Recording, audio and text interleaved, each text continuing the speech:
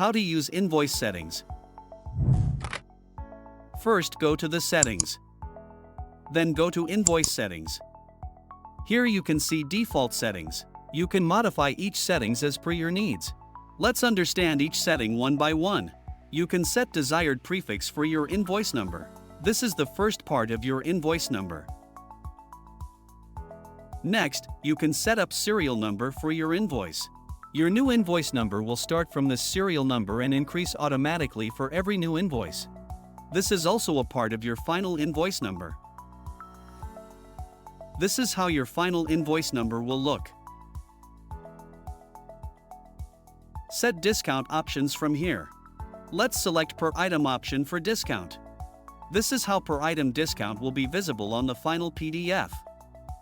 To discount the total amount, you can choose the On the Total option. This is how the total discount will be visible on the final PDF.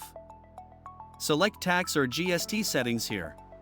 Let's select per item option for tax. This is how per item tax will be visible on the final PDF. To apply taxes on total amount, you can choose On the Total option. This is how the total tax will be visible on the final PDF. Set Product HSN Display setting. If you set it to Yes, then the HSN code for every item will be displayed on the final PDF. Here, you can customize greeting message for your invoices. This is how your top message or greeting message will be displayed on final PDF. Here, you can customize the bottom message for your invoices. This is how your bottom message will appear on final PDF.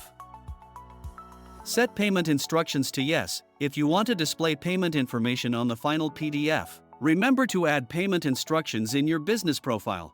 This is how your payment instructions will appear on the final PDF. Thank you for watching.